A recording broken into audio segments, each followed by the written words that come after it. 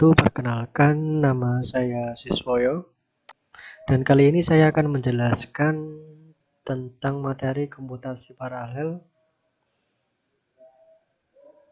dan juga tentang core programming, dan yang ketiga itu adalah type of parallelism. Nah, yang pertama adalah tentang komputasi paralel. Apa sih komputasi paralel itu? Nah, komputasi paralel adalah many computation performed at the same time, atau banyak komputasi yang sedang dijalankan di waktu yang bersamaan, seperti itu. Nah, untuk basic principle-nya, untuk komputasinya ini bisa dibagi menjadi beberapa subproblem yang bisa menjadi lebih kecil. Nah, parallel computing ini itu tidak sama dengan multitasking. Karena kalau multitasking itu kan dia ada beberapa tugas yang bisa dikerjakan secara bersamaan. Nah, kalau parallel computing itu melakukan kegiatan yang di waktu yang sama. Maksudnya bukan beberapa tugas, tapi satu tugas. Nah, parallel computing sendiri itu sudah ada sejak pertama di computing yang diawali dari tahun 21. Nah, prosesor frekuensinya itu scaling height and the power well. Nah, yang ketiga itu adalah prosesor vendor. Satu di provide multiple CPU core on the same processor chip. Nah, di sini itu startnya dari multiple CPU yang type core yang nanti akan sama dengan prosesor chip. Nah, kenapa parallel computing? Nah, parallel computing sendiri itu sebenarnya banyak kesulitan, lebih sulit daripada sequential programming. Yang pertama itu adalah dari tipe error. Tipe errornya itu kan baru ya, kayak ada beberapa tipe error itu yang terjadi di parallel computing. Yang kedua itu separating sequential computation is difficult or downright impossible. Perbedaan or downright tidak mungkin, impossible. Nah, untuk kecepatannya, speed up-nya itu hanya membuat alasan kenapa kita bisa membeli untuk kompleksiti. Dalam suatu kompleksitas dari aplikasinya itu kita bisa genome reading untuk membaca field molecular biology and genetic. Yang kedua adalah parallel computing model the real world and NASA Space Shuttle Computer System, terus Bitcoin, Internet of Things atau IoT, atau multi-threading intrusion detection system. Itu beberapa aplikasi yang menggunakan komputasi paralel. Nah, untuk parallelism granularity itu ada bit level parallelism, instruction level parallelism, and task level parallelism. Untuk hardware itu sendiri ada multiple processor, terus mouse laptop, desktop, multiple core, itu juga termasuk hardware komputasi paralel. Dan sekarang itu developer can take advantage of this robustness in multiple ways in their code. Dalam code itu sendiri itu ketika bekerja secara kompleks, algoritmanya itu bisa dijalankan secara multiple task dalam waktu bersamaan, seperti itu. Selanjutnya itu what the next for parallel computing. Nah, parallel computing sendiri itu quantum computer could vastly enhance parallel computation. Yang kedua itu dengan quantum computing, parallel processing bisa hack leap atau melakukan forward memakai itu lagi itu. Yang punya pikiran atau punya cara share computing just one thing at a time. Jadi itu tuh dalam satu waktu. Seperti contohnya tuh ada parallel computing yang make 8 core, can do 8 things at once, atau dia bisa menjalankan dalam satu waktu. Jadi dia tuh ada 8 jalan gitu yang bisa dilalui secara bersamaan dari tasknya itu. Tipenya itu 300 qubit quantum computer could do more operation at once than the number of atoms in our universe. And then yang kedua itu tentang concurrent programming. Dalam concurrent programming sendiri itu kan tentang programming masa kini ya, atau programming terbaru. Itu ada beberapa program atau dalam bahasa pemrograman baru, ada Golang, ada semacam itu yang terbaru. Current instinct, the occurring or people who are doing something at the same time frame. Itu dalam satu frame itu bisa melakukan dalam satu orang itu.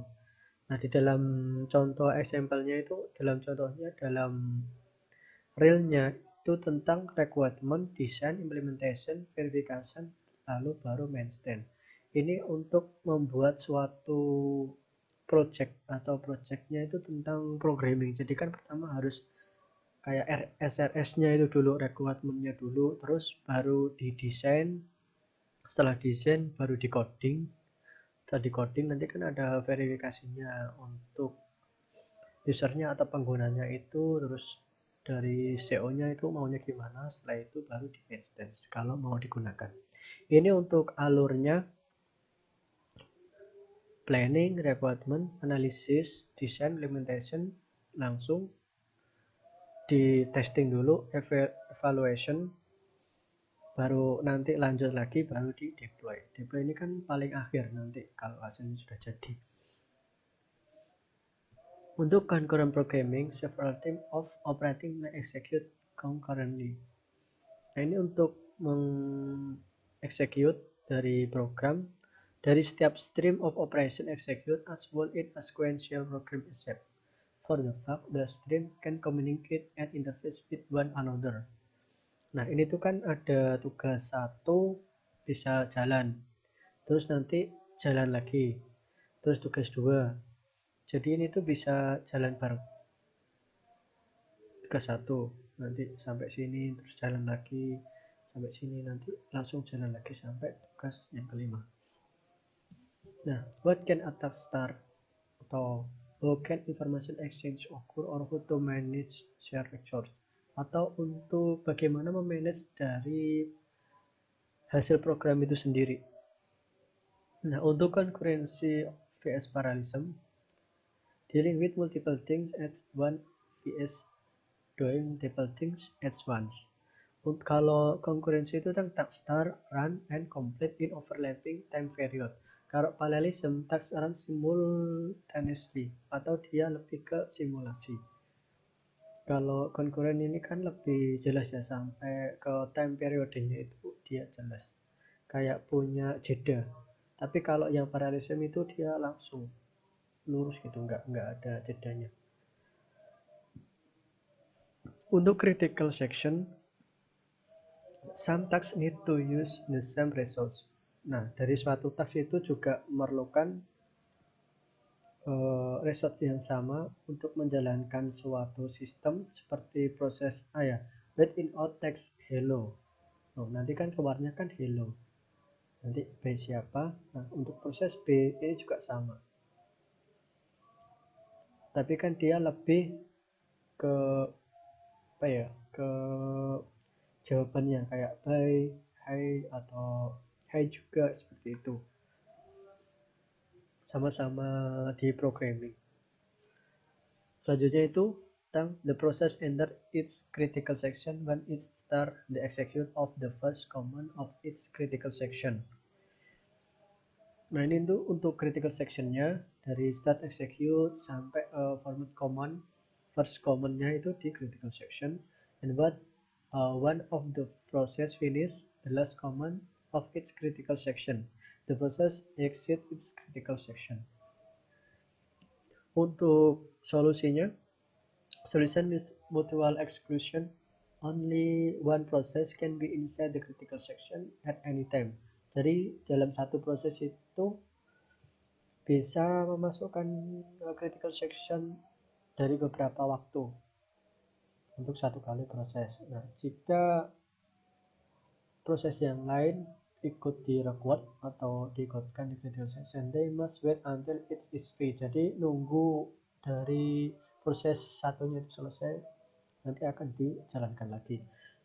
Nah, poin kedua itu tentang progress. If a process is not using the critical section, then it shall not stop any other process from accessing it. Jadi, yaitu jika proses itu tidak menggunakan critical section, itu harus tidak berhenti ke proses yang lain dari akses itu. Nah, in other words, any process can enter a critical section if it is free. Jadi, dia bisa melakukan proses yang lain jika sudah berhenti atau sudah kosong, itu sudah nggak menjalankan tugas lagi. Untuk poin ketiga itu bounded waiting. This process must have a limited waiting time. Jadi dia tuh punya limit. Dari proses satu itu dia punya time berapa detik gitu.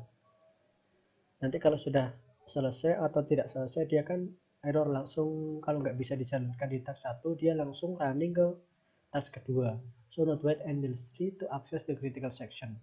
Jadi kan dia nggak menunggu terlalu lama gitu. Kalau tugas satunya error, kan nggak jalan-jalan kalau nggak dikasih waktu gitu.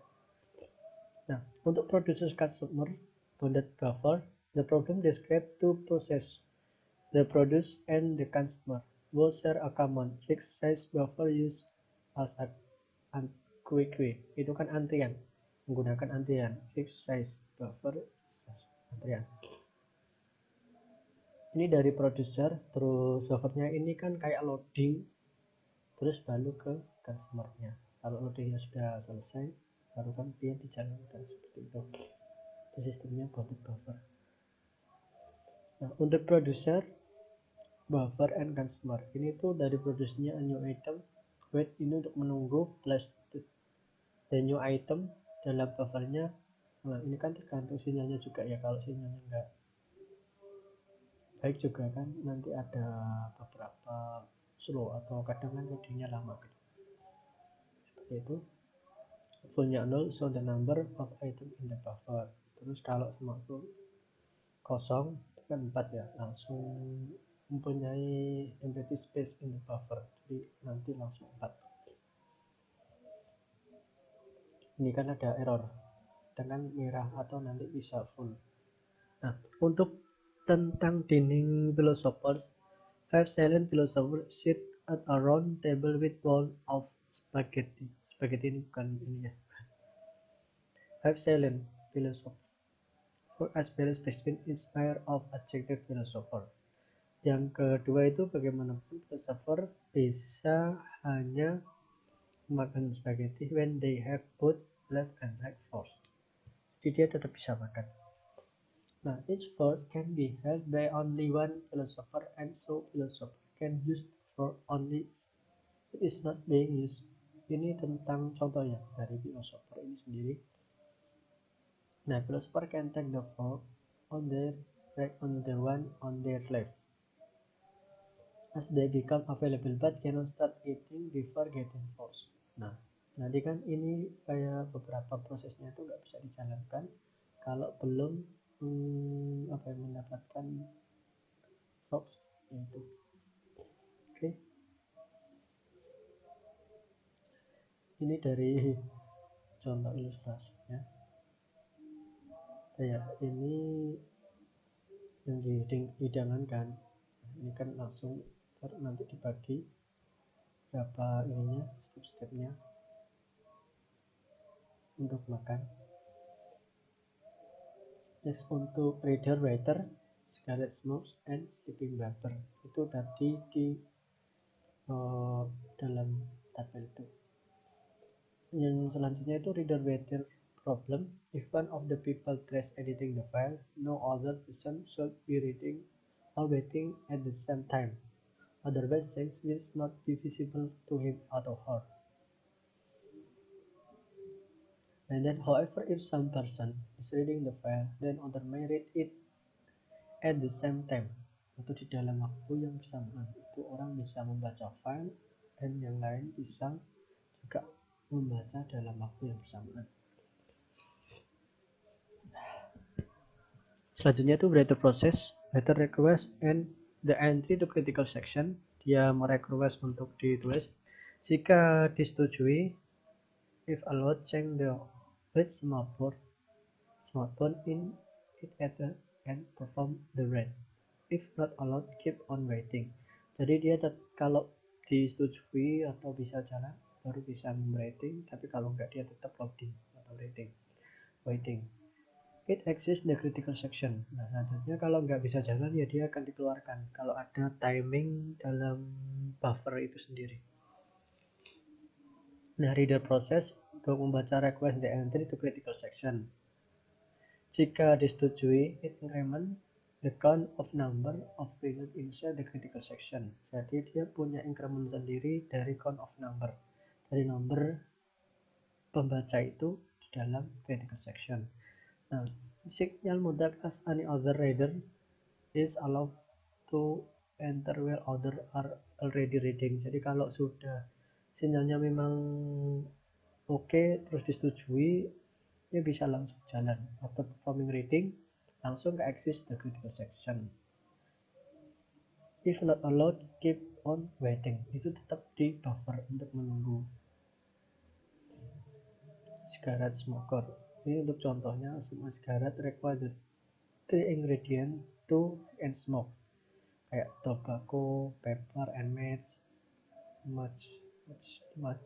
Tobacco itu kayak saus. There are the smoker around a table. Each of whom has an infinite supply. Ini contoh saja sih. And then the solution, we need another smoker to plug a smoker. In fact, we need the 3 smoker. One for each smoker. Smoker tobacco, smoker paper, and smoker match. If the icon but paper and match the table. And then the sleeping barber. Ini contohnya customer is leaving, keluar, waiting care, sleeping barber. Dia tuh kayak motong. Ini customer is entering. Ini dia maju, kalau sudah keluar. Jelasannya. Selanjutnya, solution this problem include smartphone, paper ready, access where sheet, card ready, itu kan dalam, terus number of sheet where. Ini untuk menunggu. Ini untuk algoritmanya dari barber tadi, ada number of sheet, terus paper ready, access, terus cash ready. Untuk membayarnya berapa? Well through wait customer ready. Ini untuk barbernya, ini untuk customernya dari algoritmanya. Nah, yang ketiga adalah tentang types of parallelism. Dan parallelism sendiri itu ada bit level parallelism, instruction level parallelism, dan text parallelism. Dari ketiga tipe ini tuh, yang pertama bit level parallelism, ada 3 type atau 3 macam. Bit level parallelism is a form of parallel computing based on increasing processor word size. Jadi dia lebih ke base increase processor. Nah, yang kedua itu reduce the number of instructions that the system must execute in order to perform a task on large size data. Jadi yang datanya paling besar dan yang sangat besar. Nah, yang poin ketiga itu contohnya 8 bit processor must compute the sum of two 16 bit integer. Itu untuk memproses data. Nah, untuk jasa selanjutnya itu originally all electronic computer were serial single bit computer. Terus advancement in computer architecture were done by increasing bit level parallelism. This technically come to end with the introduction of 32-bit processor and 16 4-bit architecture were introduced to the mainstream with the Eponymous Nintendo.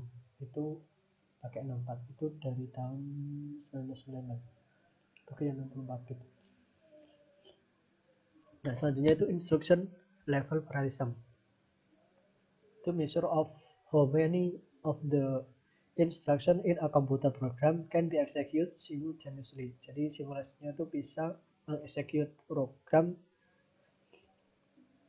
Contohnya, E sama dengan A plus B, F sama dengan C plus D, M sama dengan E dikali atau times F. The ELP of this program is 3 divided 2. Itu contoh simpelnya.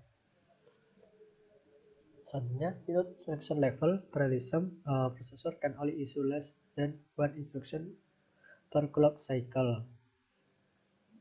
Yang nanti itu ada beberapa tahap, if IDX member WB, terus if IDX ini kan algoritma tadi, if IDX member WB ini kan voice seperti itu tadi. Selanjutnya itu a goal of compiler and processor designer is to identify and take advantage of as much ELP as possible.